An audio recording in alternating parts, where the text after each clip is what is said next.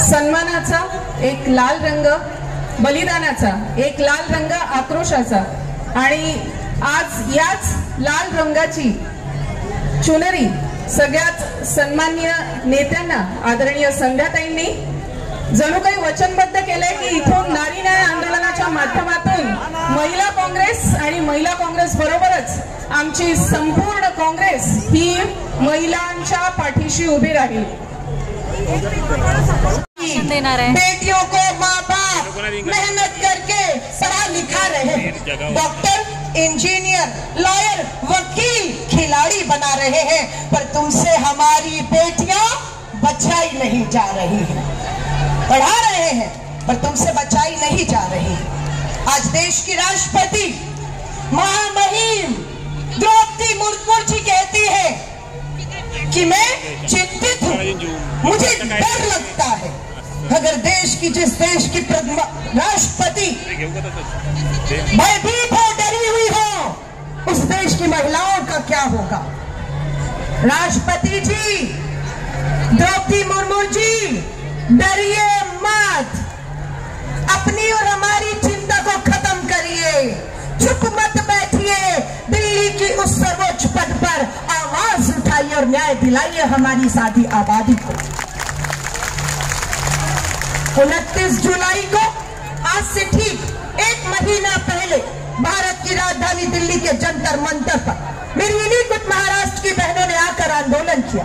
मुझे खुशी है, हमारा वायदा था कि हम इस आंदोलन को, इस क्रांति को न्याय का हक मिलने तक, बेटियों को सुरक्षा मिलने तक थमने नहीं देंगे।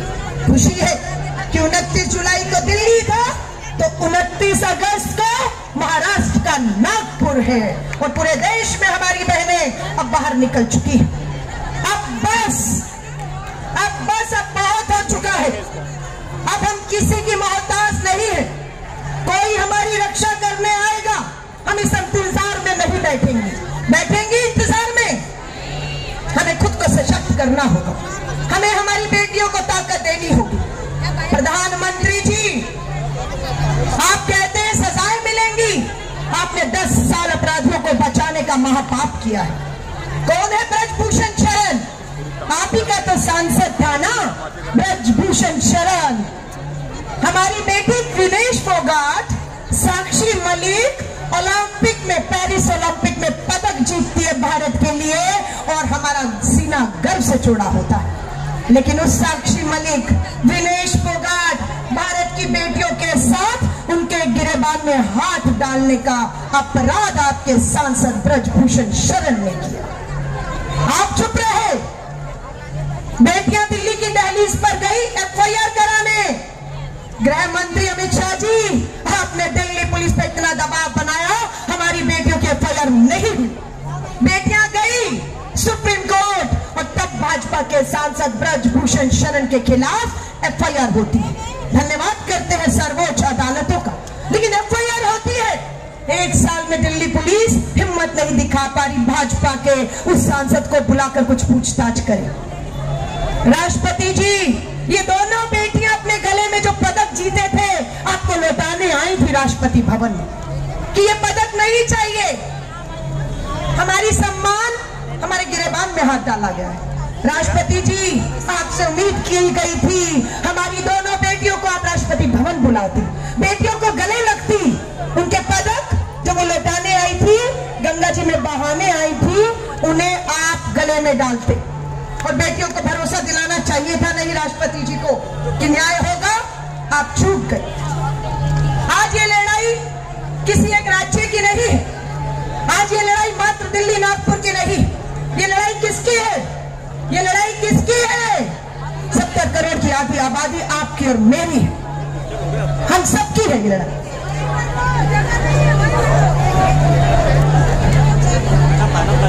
हमारे बीच में कांग्रेस के अध्यक्ष नाना पटोले जी आए हैं हम सबको ताकत देने के लिए। बदलापुर तक गए, पूरा आंदोलन बेटियों को सुरक्षा देने के लिए इस सरकार से लड़ रहे हैं। मैं मंच पर उपस्थित महाराष्ट्र प्रदेश को। पण तुम्ही सांगितलं तुम्ही मला पोलीस स्टेशन मध्ये टाका, माझ्यावर गुन्हे दाखल करा, परंतु जोपर्यंत बदलापूरच्या मुलीच्या आईचे गुन्हे दाखल करून घेतल्या जाणार नाही मी हटणार नाही। आणि 5 दिवस पर्यंत त्या ठिकाणी माझ्या बदलापूरच्या महिला राहिल्या आणि त्यानंतर गुन्हे दाखल झाले।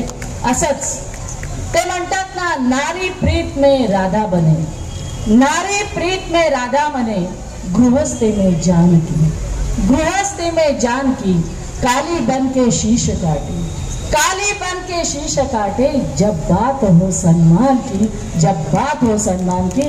आणि या ठिकाणी उपस्थित आहे माझी प्रतिभाताई धानोरकर, जिने महाराष्ट्रामध्ये इतक्या मोठ्या मतांनी विजय प्राप्त केलेला आहे। ती नारी जे लाल कपड्यामध्ये आज आलेली आहे ती चंडिका, कारण वेळ आलेली आहे आम्हाला जमिनीवर उतरायची। साहेब, मी आपल्याला शब्द या ठिकाणी बसलेल्या सगळ्या माझ्या पुरुष बांधवांना मी विनंती करतो की या सगळ्या रणरागिण्यांची, सगळ्या महिलांच्या संरक्षणाची जबाबदारी आज तुमच्यावरती आहे। आज आपण बघितलं असेल की आरक्षण फक्त कागदावरती महिलांना बरोबरीचं आरक्षण देतो म्हणून सगळेजण ओढो सगळीकडे करतात, पण वास्तविकतेत खऱ्या अर्थानं तुमच्या खांद्याला खांदा लावून काम करत असताना महिलांना तो अधिकार मिळतात का याचा देखील विचार आपण या ठिकाणी केला पाहिजे। आज आपण पाहिलं असेल महाराष्ट्रात लोकसभेचे इलेक्शन झाले, आम्हा 4 महिलांना या ठिकाणी उमेदवारी दिली। विद्यमान 3 आमदार महिला आम्ही होतो आणि एक माजी मंत्री म्हणून शोभाताई बच्चा होत्या। 4ही महिलांनी आपली जबाबदारी अतिशय सक्षमपणे पार पाडली आणि महिला का करू शकते हे या महाराष्ट्राच्या लोकसभेच्या निवडणुकीत आपल्या सगळ्यांना दाखवलं। आणि माझी विनंती आहे की कुठल्याही निवडणुका आल्या तर निवडणुका या फक्त पुरुषाच्या कामामुळे होत नाही, तर महिला या बरोबरीनं प्रत्येक निवडणुकीत काम करू शकतात। आता योगायोगानं ज्या काही महाराष्ट्रामध्ये घटना घडल्या, मला माहित आहे की संध्याताईंनी ही जागा का निवडली मला कळलं नाही। याच्यापेक्षा जास्त महिला माग आहे, जिथं इथे एवढे तुम्ही आहेत ना त्याच्यापेक्षा जास्त महिला माग आहेत, कारण की इथं जागा कमी पडली। आता भाजपचं राज्य आहे, पेंडॉल काढायला बरोबर नाही, तिकडे काढलं असतं तर आपल्या सगळ्या महिला ऍडजस्ट झाल्या असतं, तर इथं आता सगळ्या महिला जवळ सगळ्यांना दिसली असती, एवढी गर्दी मागं पण। आणि मी म्हणून तुम्हाला सांगतो की ही जी शाळा होती बदलापूरची, ही शाळा सुद्धा आपट्यांची होती, म्हणजेच RSS ची होती। या बदलापूरच्या शाळेमध्ये ही घटना घडली, ते प्रकरण दाबण्याचा प्रयत्न त्या शाळेच्या लोकांनी केला, CCTV फुटेज तिथून गायब केले 15 दिवसात। आणि त्यांचा जो सरकारी वकील, ज्याला आमच्या एका ताईनी पाडलं, वर्षाताईने, तो वकील जो आहे उज्ज्वल निकम, तो म्हणतो की जे काही इजा दिसते ती सायकलची आहे, अत्याचाराची नाही। म्हणजे तो भाजपचा सरकारी वकील जो भाडोत्री लावला तो या पद्धतीची भूमिका त्या ठिकाणी मांडतो। काल आपल्या राज्याचं दैवत छत्रपती शिवाजी महाराजांची जी प्रतिमा मालवण मध्ये पडली, त्या प्रतिमेलाही तयार करणारा तो आपटेच होता। म्हणजे योगायोग किती आपल्याला सांगायचं म्हणून आपट्यांचा काय संबंध आहे तर त्याच्यावर नंतर येतो। तो मूर्ती बनवणाराही आपट्याच होता, त्याच्यामध्ये करप्शन झालं। आपल्याला मी मगाशी प्रेसला सांगत होतो की शिवाजी महाराजांच्या त्याला जे आतमध्ये त्यांनी कापडं टाकली होती, ती कापडं पण सडली। म्हणजे मूर्ती बनवत असतानाच त्याच्यामध्ये असंख्य लॅकुना त्याच्यामध्ये ठेवला। नरेंद्र मोदी आणि त्यांच्या पिलावड भाजपच्या निवडणुका पुढे आहेत म्हणून त्या पद्धतीचा घाईगर्दीने भव्य प्रतिमा त्या ठिकाणी बनवण्यात आली। जवळपास 8.5 कोटी रुपये त्याच्यावर खर्च करण्यात आला, म्हणजे जनतेचे पैशाची लूट त्याच्यामध्ये केली। पण जुन्या काळातही पेशव्यांनी छत्रपती शिवाजी महाराजांचा अपमान केला। जेव्हा शिवाजी महाराजांना राज्याभिषेक करायचं होतं त्यावेळेस याच लोकांनी शिवाजी महाराजांच्या राज्याभिषेकाचा विरोध केला आणि गागा भटाच्या पायाच्या अंगठानी त्यांचा राज तिलक करायला त्यावेळेस तयार झाले आणि त्यांच्या पायाच्या अंगठानी छत्रपती शिवाजी महाराजांचा त्यावेळेस राज्याभिषेक केला, तेच पेशवाई आज सत्तेत आहे का असं वाटतंय. महात्मा गांधीच्या खुनामध्ये सुद्धा कानडे असतील, आपटे असतील, त्याच्यातही आपटेच होते. म्हणजे आता ही जी काही श्रंखला या ठिकाणी चाललेली आहे, आज अशा प्रकारची परिस्थिती आपण देशामध्ये बघत आहोत.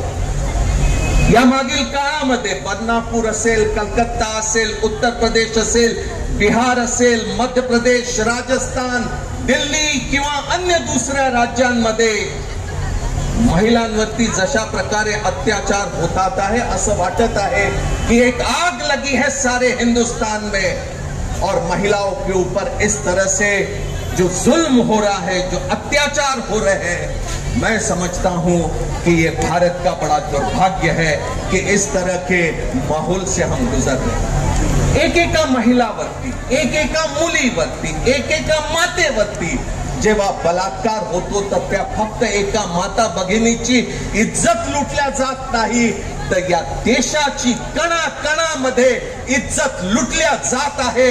अशा प्रकारचा विचार जोपर्यंत आपण करत नाही तोपर्यंत न्यायाच्या या संघर्षामध्ये आपण यशस्वी होणार नाही. बेटी बचाव प्रत्येक भिंतीवरती लिहिल्याने महिलांना न्याय मिळणार नाही. आमच्या विचार करण्याच्या पद्धतीमध्ये कुठेतरी आपल्याला बदल घडवून आणावा लागेल आणि तो नरेंद्र मोदी या देशाचा कारभार सांभाळत असताना ते शक्य होणार नाही.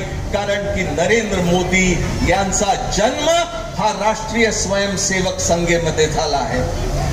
राष्ट्रीय स्वयंसेवक संघ म्हणजे काय? एक संकुचित विचारधारा ठेवणारा एक अशा प्रकारचा एक लोकांचा समूह आहे जिथे पुरुषांना आणि महिलांना बरोबरीचा अधिकार नाही. राष्ट्रीय स्वयंसेवक संघामध्ये फक्त पुरुषच त्याचा सदस्य होऊ शकतो, महिला RSS चा सदस्य बनू शकत नाही. महिलांना RSS मध्ये काम करायचं असेल तर राष्ट्र सेविका समिती म्हणून एक वेगळं संघटन आहे. पुरुषांच्या संघटनेमध्ये स्वयंसेवक संघ म्हटलं जातं, कारण की पुरुष हा स्वतःचा विकास करू शकतो, स्वतः काय करायचं हे ठरवू शकतो, पण महिला या स्वयंसेवक होऊ शकत नाही. अशा प्रकारची विचारधारा ही RSS ची आहे. महिलांना RSS च्या विचारसरणीमध्ये अशा प्रकारचं दुय्यम स्थान दिलं जातं की त्यांना कधी आपल्या मुलांवरती, कधी पतीवरती, कधी भावावरती अवलंबून राहावं लागतं. संविधान की रक्षा कौन करेगा? बेटियों की रक्षा कौन करेगा? तो बस इसी नारे के साथ नारी न्याय आंदोलन का आज आगाज और शुरुआत हो गई महाराष्ट्र के नागपुर से. अब ये नारी न्याय आंदोलन महाराष्ट्र के हर जिले, हर विधानसभा, हर गांव-गांव में जाने वाला है. और अब हम नीचे उतरेंगे और नारी न्याय मार्च का पैदल पद यात्रा की हम शुरुआत करते हैं.